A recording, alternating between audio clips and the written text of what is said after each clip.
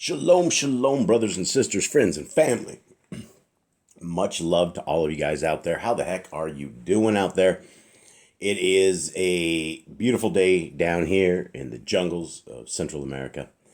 And it is an honor to be able to sit with all of you and to be able to chat with you and for us to be able to share some chat time. And I appreciate everybody who comments. We used to do really, really good on comments, but between the 4 YouTubes and Rumbles and all the other stuff, it's kind of hard to manage. And the way that YouTube has people manage comments, it's hard to find. It really is hard to find.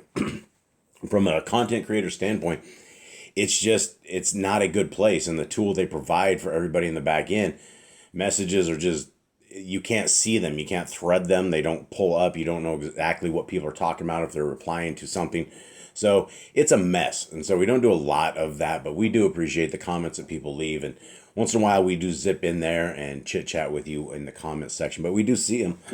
So with that, guys, this is Yah Scriptures. This is the greatest English translation that you will ever find. And people are picking this up with a bit more steam. So it looks like this first batch that we have will probably take off very, very quickly. We've had 100% success of getting Bibles into brothers and sisters in chains. Right now, the prison systems have been very, very good, and they've worked through everything.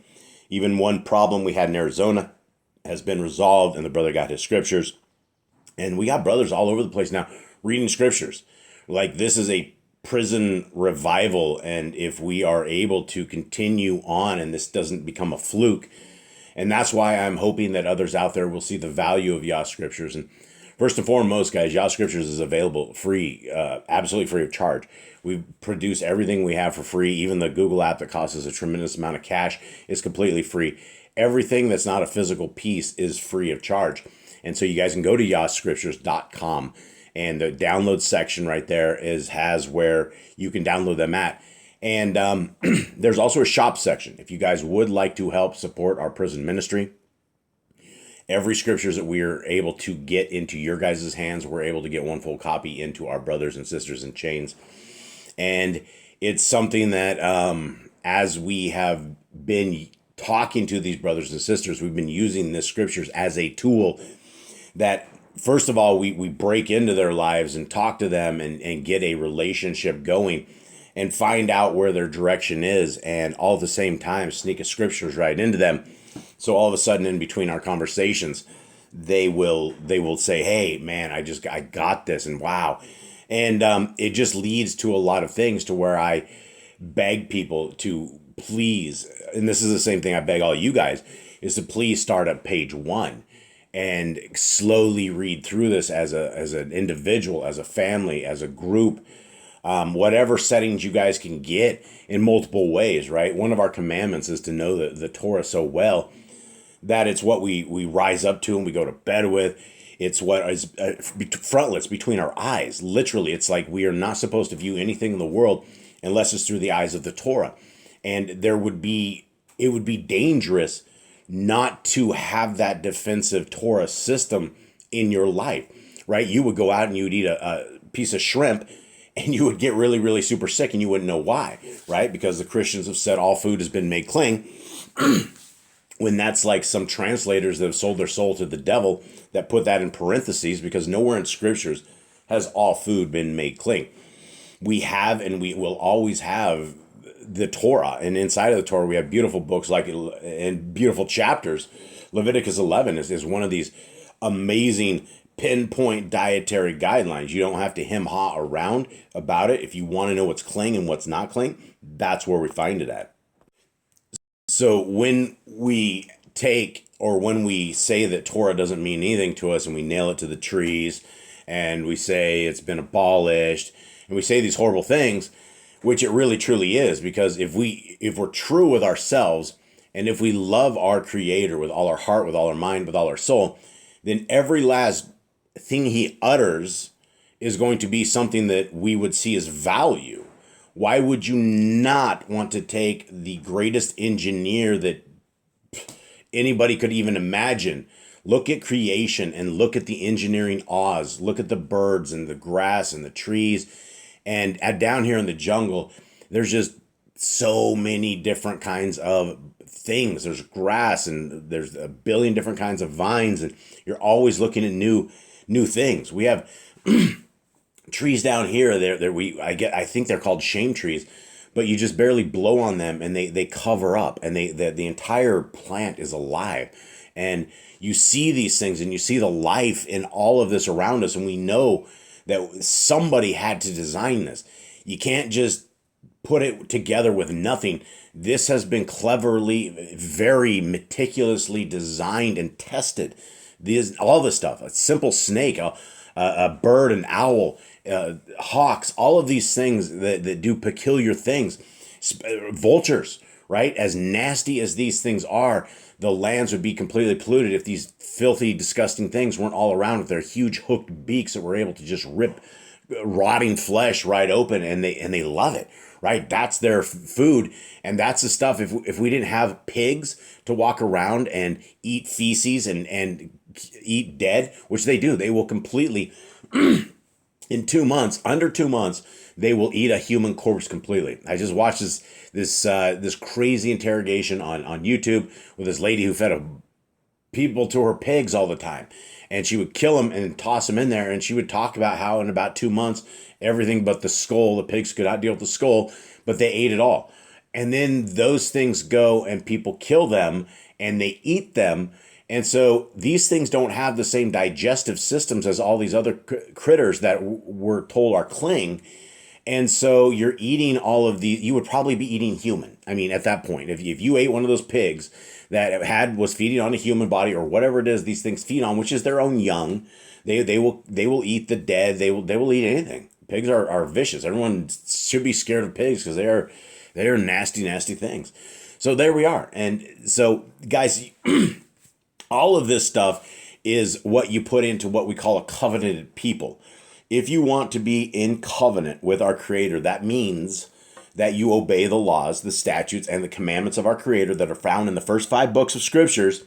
And then according to Revelation 14:12, that says the only people who are saved are those who abide by the laws of our Creator and have the faith of Messiah Yahushua, Jesus. So it's a two-way avenue. And when people, this is the sad thing about the so-called Christian religion, is it's all about faith. All you got to do is have faith, faith, faith, faith. Believe and it will be. Believe and it will be. That's all you got to do. When very clearly throughout all of Scriptures, you have our fathers, Abraham, Isaac, and Jacob, that aren't only just believing, they are doing things according to the way our Creator wants them to do. That's called works, right? Do we align our lives with what the Torah says, and is our life a work? Right? We're told to love the orphans, widows, and lepers, and people in prison, right? That's a commandment. We're told not to harm the disabled, not to drink blood, right? So many good commandments that we just say are not useful to us. And so you have billions of people awaiting a fake rapture that are eating shrimp and unclean food, and they're not qualified for the kingdom. The kingdom road is about people who have aligned their lives and their hearts and their minds and their souls to the way of the kingdom. That's when the kingdom will come, is when man is ready for that kingdom to come. And it's going to be us that is down here telling others about it. We are to be the lights. We're not to hide them. We need to tell our friends, our family, our cousins, work them over. My dear old mom, she's so over me trying to speak Bible to her and just try to break the Christian logic of once saved, always saved, of all this madness that is inside Christianity. When Messiah in Matthew 7 says, "Go to hell, depart from me, you who are lawless, you who work iniquity, you who don't care what my dad says."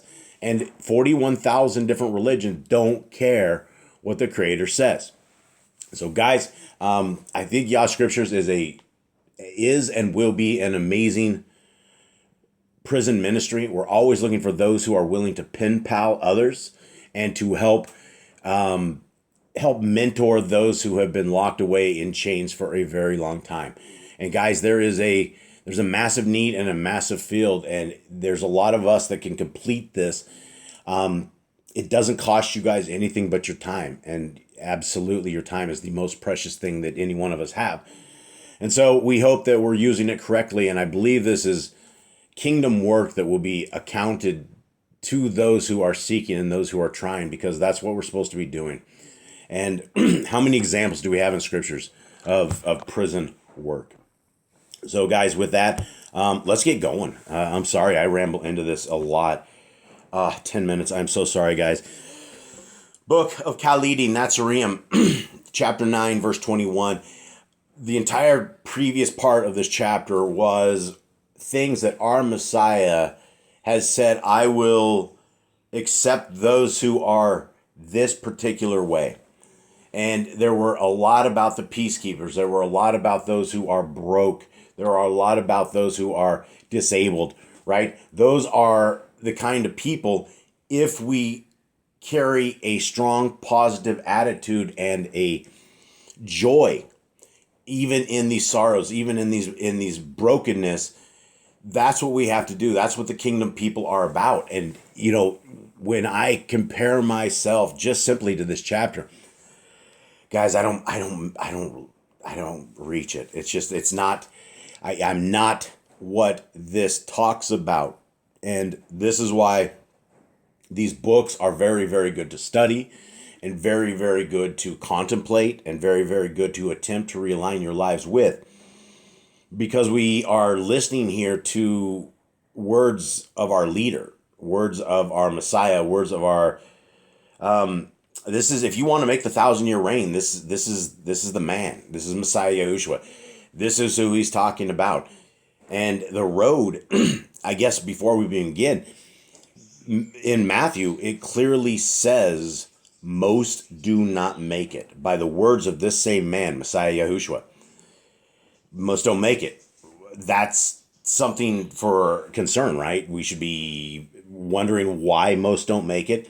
And then it's simple enough when you read scriptures that lawless people don't make it. And it's not simply being some army guy into this thing. The Torah is a complete way of life. It is a way of health. It is a way of spiritual health. It is a way of dietary health. It is a way of physical, in terms of understanding things like leprosy and things of like sores and things of what you need to do to actually fix this possibly on your own when you have issues that pop up like this, right? So that there's nothing bad in the Torah. There's not a single bit of advice or words or anything in the Torah that will ever lead you into a pit, that's ever going to lead you into despair or darkness. If we are able to keep the Torah and align ourselves with the Torah and realize that we will be judged by the Torah. So, and for those who are walking the kingdom to come, this is our rule set for the kingdom, where it's not going to be anything foreign to those who make the kingdom to come. It's going to be, everyone. It's going to be a Hebrews 8 time, right? Hebrews 8, where everybody, your neighbors, all your people, they all know the Torah. You don't have to talk to them about the Torah because they all know the Torah. So, guys, that's a world I yearn for. So here's our leader, Messiah Yahushua. He says, I reject the rich who live with their riches, or those who live beyond the bounds of moderation, for they shall be humbled in outer darkness. Is it not written, those in houses of comfort, where they sit at ease, listening to instruments of music and sleep on soft beds of ivory, shall not survive? So, we have a tremendous amount of stuff in scriptures about wealth, right? Absolute power corrupts absolutely. Absolute wealth corrupts absolutely. It is one of those things that money gives power to people, and people are unwilling to release it and to do that. And so, it's easier for a camel to go through the eye of the city of Jerusalem than it is for a rich man to enter the Shamayim. It's hard. And so we all need to be very, very careful that we don't make money our idol, that we don't make it our Elohim. When we do that, when we absolutely do that, we are taking away the power that our Creator has for us, and that he will clothe the lilies of the field. He takes care of the birds, The birds are all happy, right? The birds all singing happy. They're all jacked up. They're not crying. They're singing when they're out there. And so he takes care of them. Will he not take care of us? He will take care of us. And so when we make money our principal avenue, then we will be tested based upon this. When our Creator takes everything we have away from us, and we need to look to him and praise him in all things, in riches and in poorness, in all of this. It needs to be part of our glorifying him, because there's not a single sale that anyone has taken in business that did not somehow have the hand of our Creator in it, right? Everything that happens to us, everything in our world is an effect of our Creator allowing it to happen, because we know that he has the power to change things. We know there are messengers that can do things here and there. So we need to thank him for everything. 22. I reject those who gorge themselves with refinements of food while others hunger, for they shall hunger in the reign of the Ruach. Is it not written, they who serve Yahuwah will be filled, but those who do not want will want? So, big stuff for everybody, right? Are we feeding the poor? Are we eating to an excess where we could be taking care of others? Have we stocked up too much? That the stock up, we should be stocking up for others who are on the streets. There's a lot of questions that all of us can have. And when we are looking at the second of the greatest commandment, which is to love our neighbor as ourselves, then we need to be exploratory and love. And when we are giving of food, that is something that is a major thing of love, because it's something that absolutely everybody needs. Everybody is in need of it, especially those who are street bound. And so, we've done things down here where we've taken enormous pots of rice, and we've taken it to people that were stuck on the border, people that seemed to be crossing and got stuck between Costa Rica and where we're at in Panama. And they had no food, they had no nothing. So we took them some Bibles, and we took them a whole boat's load of food, and we distributed it all. And they were extremely happy. And it doesn't take much, right? If you don't have to go buy expensive fast food for people. You can simply get a bag of rice, which is super cheap, season it up, toss it in something that can go find some homeless people and say, hey, man, you guys want some rice?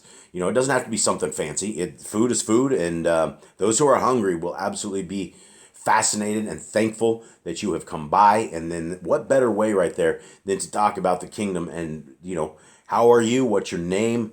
How you doing out here? How'd you get out here? All these kind of things, right? It's the same kind of thing. Continuing on. Messiah says, I reject those who scorn the way of wisdom, seeking vain pleasures which dull the Ruach. For they shall be sorrowful in their proper place. Is it not written, the Ruach of those who serve Yahuwah shall be joyful, but the Ruach of those who reject him shall weep in sorrow and regret. Huge stuff right here, guys, right? Number one, when I was just reading this, it reminded me of the Christians. It reminded me of all religion. I'm not just picking on the Christians. I'm talking about 41,000 of these terrible things that have all forsaken half the book of the Scriptures. Not a single one of them take any kind of value to the first 5 books of Scripture, and they put 100% value upon the words of Paul all the way to the end. And then still, even in their own books of the good news, the Besorah, Matthew, Mark, Luke, and John, the Christians don't read that. They don't care that Messiah clearly says he didn't come to change the Torah. There's not one jot or tittle of the Torah that will ever be gone until heaven and earth are gone. And we see heaven, we see earth. We know that the second Exodus, the kingdom to come, is going to be it's over there. So sorry, lost my train of thought on this. It's the bottom line is that we need to love the way of wisdom. The way of wisdom is simply seeking the Torah over and over and over. Guys, once we go through the Torah, once we read the Genesis, Exodus, Leviticus, Numbers, Deuteronomy, then we go back through and then we read it again. And we slowly read it again. The Torah is a foundation of spiritual defense that if we don't have it, then you're absolutely open. You're exposed. You're gonna get choked out. The devil's going to choke you out because you don't have the defense of the Torah. And sometimes when we don't know the Torah, we absolutely will walk into the wrong situations. We will start doing business with the wrong kind of people. We will start hanging with the wrong kind of people. We will do as the world does. And then pretty soon we look like the world, taste like the world. And then pretty soon we're not qualified for the kingdom to come. And so we may not, if you're lukewarm, which our Messiah says lukewarm aren't going to make it, we're going to be hanging out with all of these devils and demons and all these dudes who love evil, who hate our Creator. That's going to be our people for eternity. Imagine hanging out with those kind of people. Imagine that, right? Forget it, right? I don't like evil. I don't like these guys that just sit and linger in evil and don't care about what our Creator has to say, right? Somebody created all of us and everything, and it is unto Him that we need to be loyal and proper into showing Him that we love Him with all our heart, mind, and soul. If you don't love the Torah, there's no way you love the Creator of the universe. It just can't happen, because the Messiah loves the Father, and if you don't love the Father but you love the Messiah, Messiah's going to reject you. It's a two-way street. If you're not limping with the entire game, it's not going to be on, right? The entire game is our Creator, His ways, His proper ways, the Torah, and His Son. Right? Our leader, our king, our sacrifice, the breaker of the spiritual curse of when we have broken the Torah. That's the only way forward, and it is by His blood that we can be healed. It is by His ways. So continuing on. I reject the arrogant and selfish and those mainly concerned with themselves, for they will be friendless in their place. Is it not written, the things built of selfishness and false pride will be broken?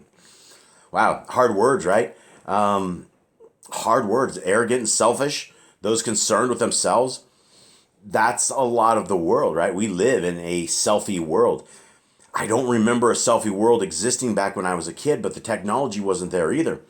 So maybe we were all just a bunch of arrogant people out there just putting our grills all over the place.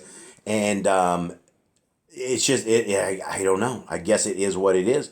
But I don't believe that the generation we are in right now is going to get any better.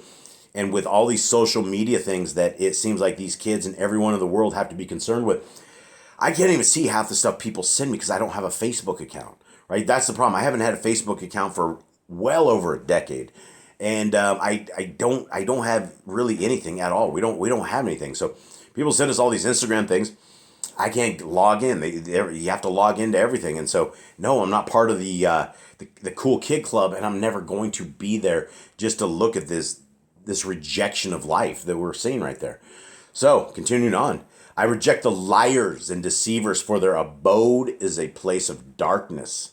Is it not written, the deceitful shall not know the presence of Yahuwah? That's the thing about business, right? You know, if you... I used to hang out in a little town called Jackson Hole, Wyoming, which is like one of the richest places anywhere in the U.S. I think Aspen, there's Aspen, there's probably some places back east, but as far as the billionaires buying out the millionaires and the millionaires not even being able to exist, that exactly happened. And so what I learned from dealing with a lot of them and doing the computer repair, in fact, we even had Harrison Ford as a client at one point. And so they all are really rich for a certain reason. And the reason is they have no regard for anybody in any way, shape, or form. And they will do whatever it takes to achieve massive wealth. And then they bring ruthless people in to achieve that same goal for all their companies. And so you don't get rich by being nice. You absolutely do not maintain your wealth by being nice.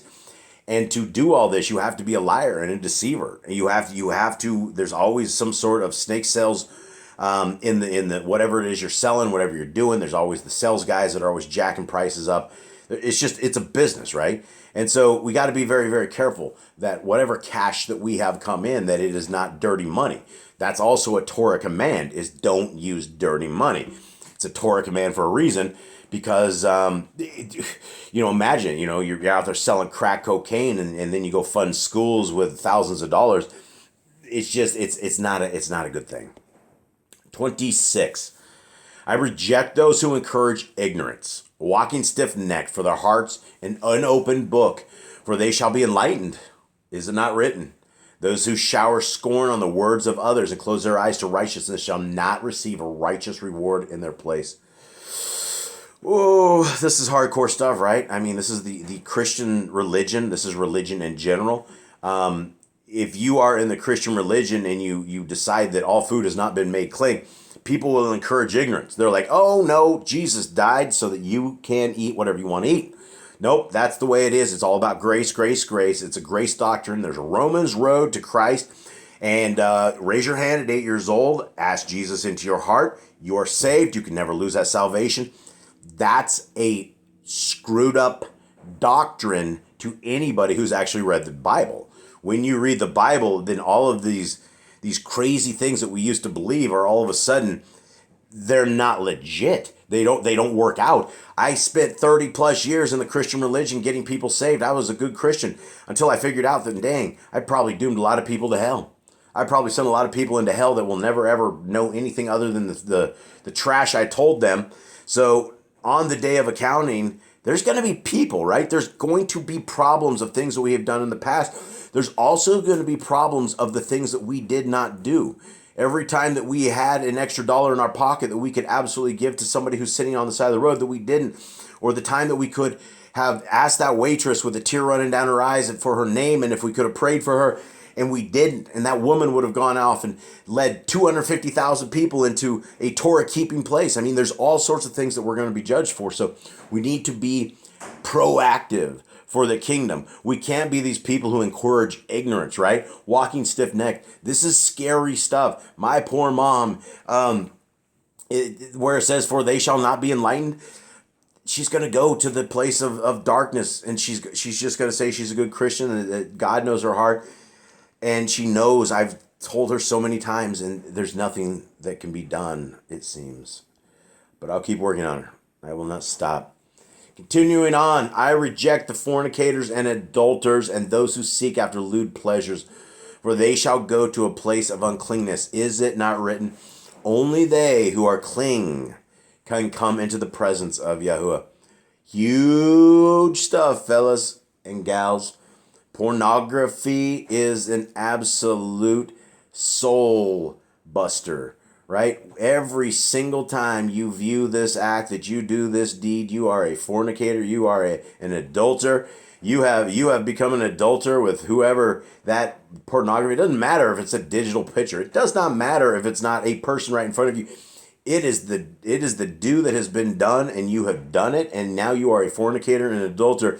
And you're ruining yourself in your mind. Once you take this crap in your eyes, it goes forever against your soul. You can't undo it. I still remember pornography from way back in the day. I have to ask Yah, please clean my mind, clear this out. I don't know where this came from. I am very, very, very sorry.